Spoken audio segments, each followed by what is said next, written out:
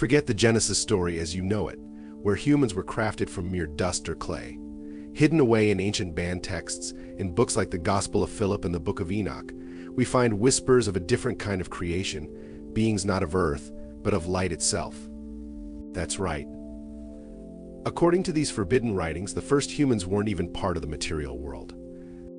They were beings of pure light, supposedly an extension of God's own essence, not physical, not bound by matter, and definitely not made to toil and sweat under the sun. Imagine for a second a being that doesn't eat, doesn't sleep, and doesn't even experience pain. These weren't your average humans, they were spiritual entities, free from all the things we think of as part of being human. In texts labeled as heretical, like the Gospel of Philip, these luminous beings are described as emanations, direct offshoots of divine energy.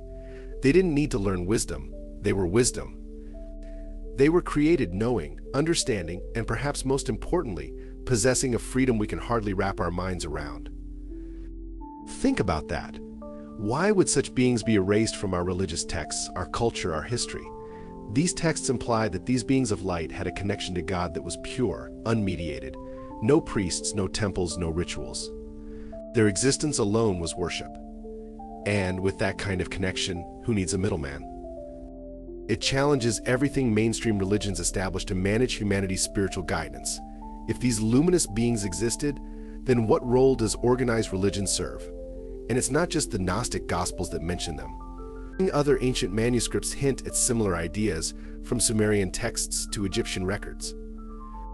It's as if ancient cultures across the board wanted us to know that humanity's origins might be a lot more complicated, even celestial.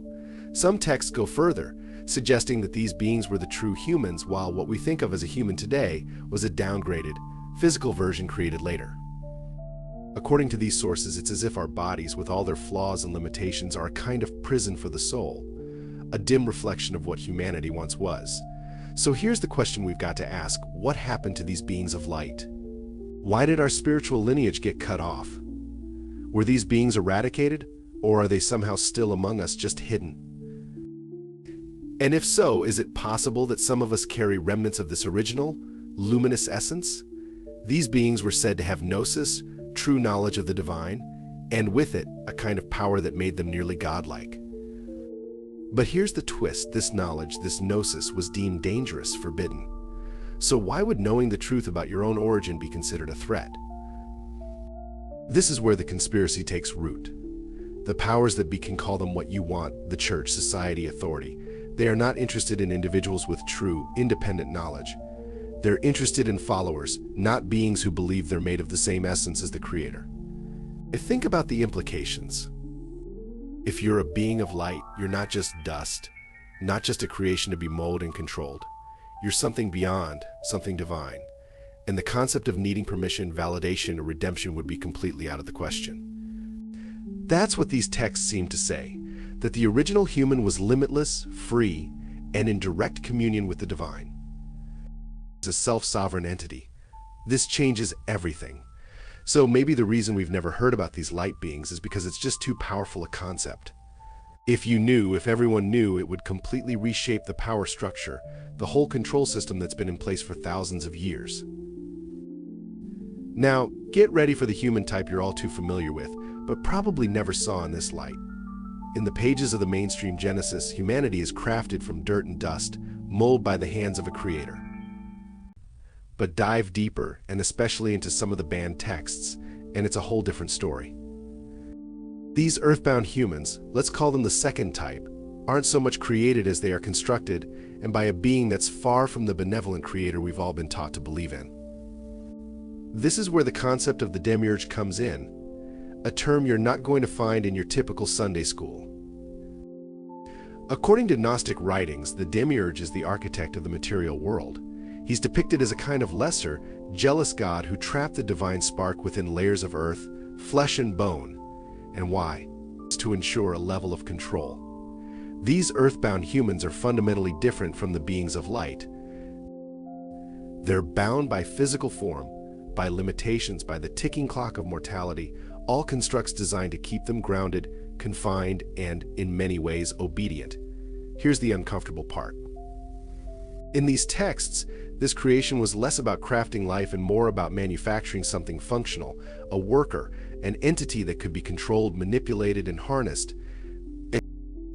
This type of human is portrayed almost like a prototype, as though we're dealing with a blueprint for a biological machine, something that could be easily directed, distracted, and contained. And look at the characteristics of this earthbound type. They experience fear, hunger, and desire. These traits, seen as part of the human condition, aren't accidental. They were designed features, tools meant to keep this type of human constantly searching, constantly needing, and forever tied to a world ruled by the physical. Ever wonder why humans are seemingly hardwired to follow authority or get lost in endless cycles of routine and survival? According to these hidden texts, it's no accident it's embedded into the very foundation of this type of human. Now, there's another layer to this that's even more unsettling. The Gnostics claimed that this second type of human was not only designed to be bound by the material, but was also cut off from true knowledge, or the gnosis. This was a strategic move by the Demiurge, who apparently didn't want these beings getting any ideas about their true nature. So the earthbound humans were deliberately engineered to rely on intermediaries, on systems, on leaders, on religions. They were kept just in the dark enough to accept things as they were told, never realizing they were wired for a life of obedience. The Gnostics weren't just saying humanity was limited, they were saying it was intentionally limited. Picture it, a population engineered to be docile, to accept what's in front of them without questioning too much, and to trust in systems that promise salvation or order, but never actually deliver it. Think about the implications of that. This isn't just a biological design, it's a blueprint for societal control, a plan that's been running for millennia. This earthbound human type is precisely what the mainstream narratives push. It's the story we've all grown up with, the one where humans are weak, need saving, and exist to serve some higher, often mysterious purpose. But if this story was designed to keep us from finding out the truth about our origins, then what's the real reason behind it? Alright, we've covered the luminous beings and the earthbound ones. But now, let's talk about a whole different type, humans born of fire. These fire-born humans aren't just spiritual or material, they're something entirely unique. You see, ancient Persian texts and some of the lesser-known apocryphal writings refer to a third type of one that holds an unpredictable, unstoppable force within. And this force. It's described as fire, not a literal blaze, but an intense drive, an uncontainable energy that can both create and destroy. This type doesn't fit neatly into any box. Unlike beings of light, they're not purely divine. And unlike earthbound humans, they're not entirely tied to the material world. Instead, they carry an explosive mix of both worlds, walking the line between enlightenment and chaos. These are the humans that rebel, that push boundaries, that can't sit still or be satisfied with status quo answers. They're the visionaries, the revolutionaries, the ones who change everything. Texts describe them as beings with divine wrath and creative fury, entities who don't just accept reality, they reshape it. It's like they've got this internal spark that drives them to disrupt, to dismantle, and to demand answers to the questions most people would rather ignore. Now, here's where it gets really intense. Some of these ancient writings suggest that these fire-born humans were seen as dangerous. Not to the universe or to creation, but to the ones in power, because if you've got a group of humans who are both fearless and insatiably curious, they're a threat to any form of control. And here's the thing. These texts don't just describe these people as fighters, they describe them as creators. People capable of harnessing this fire to manifest new ideas, societies, or even spiritual paths. This isn't just metaphorical language. Some ancient sources imply that these fireborn are literally more connected to the divine than other types, giving them an almost supernatural capacity to bring change. The Demiurge and those who control the earthly realm. They fear the fireborn because they can't be suppressed, silenced, or confined. So let's dig a little deeper into the personality of a fireborn. These people don't settle. They're not interested in conformity. They've got this inner drive that's constantly pushing them to break free from whatever system they're put in. Throughout history, we see echoes of this. Figures who seem like they were playing by different rules, who pushed society forward at any cost. They couldn't be controlled, no matter how hard the system tried. Some might call them troublemakers or radicals, but maybe there's something else entirely. Maybe they're the remnants of this ancient fireborn lineage, carrying that same energy of creation and destruction forward in a world designed to restrain them. We've all heard the line, history is written by the victors, but when it comes to ancient texts, especially the ones dealing with human origins and our purpose, it seems like history was rewritten, buried, or straight up erased by those with something to lose. This brings us to what I'm calling the Neogenian doctrine, an ancient view about humanity that's been systematically erased. It's an ideology that divides humanity into these three distinct types: light, earth, and fire. But here's the thing. Knowledge of this doctrine posed a serious threat to religious and political institutions alike. And it wasn't just swept under the rug, it was actively hunted down and destroyed. Why? Because the Neogenian doctrine paints a picture of humanity that's not simple, not uniform, and definitely not docile. The idea that people are born with inherent qualities, that some carry an innate divine essence while others are engineered for control, would upend everything. It dismantles the idea that every person should conform to the same mold, follow the same path, or adhere to the same set of beliefs.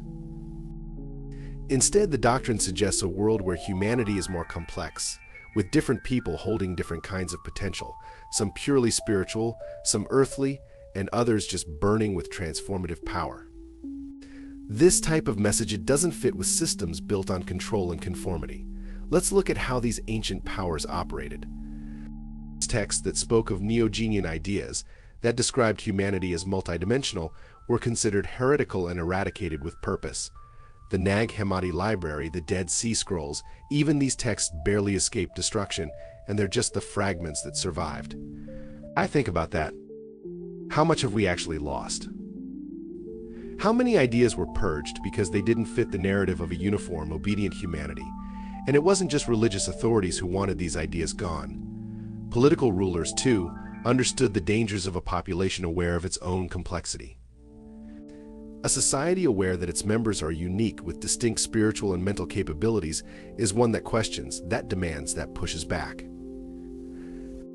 A society aware of its diverse origins doesn't accept control easily, and the Neogenian doctrine makes it clear some humans were always destined to question, to dig deeper, to resist. This doctrine suggests that control was never meant to be universal. It only exists because certain groups chose to deny people knowledge of their own origins. By destroying these texts, those in power weren't just trying to erase a few ideas, they were trying to erase entire ways of being. They wanted to mold everyone into a predictable, manageable form. These erased doctrines tell us that humanity was once more connected, more dynamic, and much more aware. The push to destroy these records wasn't just about religion or heresy, it was about power.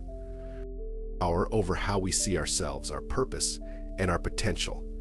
Here's a concept that shakes the foundation of what we think we know about our world: the demiurge. This isn't some benevolent creator looking out for humanity. In ancient Gnostic teachings, the demiurge is the entity who designed the physical realm, but not out of love or wisdom. This figure is more like a jailer, building a material prison intended to keep us trapped, distracted, and completely oblivious to the greater truths beyond. Now, according to these banned texts, this whole world, the rules, the suffering, the endless cycles of fear and desire, it's all the demiurge's masterpiece. He didn't create it to empower us, he created it to hold us down. And he's not alone. The demiurge supposedly has a set of helpers or archons, entities whose sole purpose is to keep humanity in line, to stop us from looking beyond the physical and discovering the truth about our origins and our potential. Think about how this plays out in the daily grind of life. Everything around us, the systems, the distractions, even the limitations we're taught to accept, serves to reinforce the idea that we're nothing more than physical beings. Our time is spent on survival, on acquisition, on conflict, while the deeper aspects of our existence, our spiritual dimensions, are left unexplored. This, according to the Gnostic view, is exactly how the demiurge wants it. Now let's talk about how he achieves this. The demiurge's power is rooted in illusion, in creating a world so engaging, so demanding of our attention, that we rarely stop to question it. This world of illusion is a web, a carefully crafted system designed to keep us looking outward instead of inward. And this is where the role of the archons becomes crucial. They're like cosmic gatekeepers, entities that control not just physical constraints but also mental and spiritual limitations. These archons feed off our ignorance, our confusion, even our suffering, keeping us locked in a repetitive cycle of unfulfilled desires and unanswered questions. What's even more disturbing is that the Demiurge isn't just interested in controlling the material world. Some sources suggest that he also has a hand in shaping our thoughts, our beliefs, and our perceptions. The systems of power, the institutions that claim to guide us. In this view, they're not random. They're structures built to reinforce the Demiurge's agenda, designed to make sure we never realize that this world is, ultimately, a construct. This isn't some natural order. It's a cage, and it goes deeper. The illusion isn't just in the systems around us, but in the very idea that there's nothing beyond this physical existence. The Demiurge wants humanity convinced that our bodies, our lives, our struggles, that's all there is. And by keeping us in the dark, he ensures that we remain dependent, limited, and endlessly seeking fulfillment in a world that was never designed to provide it. So, if the Demiurge's goal is control through illusion, then uncovering this truth would be the first step to breaking free. It raises the question, what would happen if humanity woke up to the fact that everything we're experiencing, everything we're told to value, might just be part of a massive cosmic con? We're talking about a game rigged from the start, with humanity kept in check by a creator who isn't benevolent but self-serving, and a world built to keep us locked in the dark. Ancient mystics and esoteric traditions, the sources that mainstream religion often tries to sideline, have been whispering the same idea for thousands of years, that humanity isn't a single entity, but a spectrum of beings with different origins, different essences. And they didn't just make this up. From ancient Egypt to Persia, from early Hindu texts to the mystic Kabbalah, we find a recurring idea: humanity's essence isn't one size fits all. Instead, we're a blend of beings of light, earth, and fire, each with its own unique role and purpose. Let's start with the mystics of ancient Persia, who recognized this tripartite human nature. They spoke of fire souls who held the raw, uncontainable energy of creation and destruction. In their view, these beings weren't rebels without a cause. They were here to challenge the status quo, to bring change in a world that constantly resists it. Fast forward to Hindu teachings, and you'll find references to Ganas, the qualities of light, inertia, and fire that describe the forces driving each individual. Sound familiar? Because this idea of humanity being composed of distinct spiritual types wasn't just philosophical musing. It was seen as practical, a way to understand the world and to know who you really are. And the Kabbalah? It takes things even further. In Jewish mysticism, humans are described as vessels that hold divine sparks, fragments of a higher realm scattered through creation. But not every vessel is the same. Some are naturally drawn to enlightenment, to divine light, while others are tightly bound to earthly desires or fiery drives. These aren't metaphors, they're descriptions of real, different forces that supposedly live within people. It's as if these traditions were trying to pass down a warning: understand your origins, because it's the only way to break out of the mold forced on you. The question is, why would such a concept be treated as forbidden knowledge? Why would recognizing your own essence be considered so dangerous that it had to be hidden, banned, or even destroyed? Because if humanity could embrace the idea that we are made of distinct spiritual energies, it would end the one-size-fits-all control model that religion and politics depend on. A light soul seeks knowledge and enlightenment. An earthbound soul values stability, routine, the known. A fire soul, they live to shake things up, to ignite new ideas, new movements, new perspectives. Now imagine if these souls knew who they were. What do you think would happen? This understanding, passed down by mystics and hidden away in secret teachings, threatened every system designed to treat humanity as a single controllable entity. The ancient Egyptian priests, the Sufi mystics, the alchemists of medieval Europe, they weren't just hiding in their scrolls and symbols for the fun of it. They knew they were protecting knowledge that, if made public, would destabilize entire structures built on the idea of a unified, predictable humanity. The very existence of these teachings in esoteric tradition suggests that those who understood the real nature of humanity were forced underground. They became the secret keepers, the ones who couldn't speak openly without facing severe, and if their knowledge is as real as these ancient writings claim, then what they were hiding isn't just about spiritual insight, it's a blueprint for understanding human potential. A guide to realizing who you are beyond the limits set by society. This knowledge didn't disappear, it survived, hidden in symbols, in coded writings, in whispered teachings passed down for those willing to listen.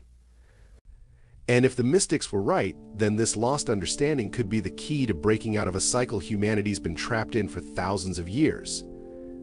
The system might have buried the truth, but it never quite killed it.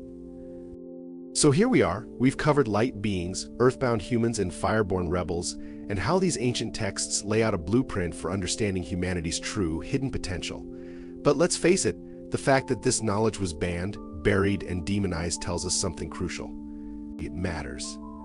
It mattered enough to hide. It mattered enough to destroy. And it matters enough today to reconsider everything we think we know about ourselves. Here's the deal. If we accept the idea that humanity is made up of different types with different origins, we're not just looking at an ancient theory, we're looking at a new way of seeing ourselves. Think about it. Each of these types represents a potential, a drive, a calling. Some of us are drawn to knowledge, to spirituality, to the mysteries of existence. Others find purpose and grounding in the tangible, in the here and now. And then there are those who feel an urge to change the world, to create or even disrupt. These aren't random personality quirks, they're deep, ancient archetypes hidden in our DNA, our very soul. If we recognize and embrace this truth, it means we're breaking out of the mold imposed on us. We're freeing ourselves from a system designed to confine, control, and restrict. And let's be real, that's exactly what a lot of these banned texts were warning us about. They weren't just teaching us metaphysical ideas, they were shouting at us, trying to get us to remember who we are and what we're capable of. But somewhere along the line, we stopped listening. The potential of these three origins isn't just to explain our past, it's to unleash our future. Because if humanity understood itself on this level, if we knew which ancient origin we were connected to, if we respected those differences, embraced them, and worked with them instead of trying to shove everyone into the same box, can you even imagine the kind of society that would create? A world where people are living authentically, not because they're following a script, but because they're tuned into who they truly are. That's the world these hidden teachings dared us to imagine. A world where humanity isn't living in ignorance or fear, but in full awareness of its origins and purpose. And honestly, that's why these ideas were shut down, silenced, and deemed dangerous. Because a humanity that knows itself, that recognizes its own power, doesn't need the chains of control, doesn't bend to impose limitations, and definitely doesn't settle for a life of quiet submission. Now, I know this was a lot to unpack, and maybe some of it sounds far-fetched, but if nothing else, these ancient texts and forbidden ideas remind us of a profound truth. We are more complex, more varied, and more powerful than we've been led to believe. And maybe, just maybe, rediscovering these pieces of ourselves is the first step toward reclaiming our true potential. Thanks for sticking with me through this journey. If this has sparked something in you, if it's raised questions or made you see things a little differently, let's keep this conversation going. Drop a comment, share your thoughts, and let's dig even deeper together.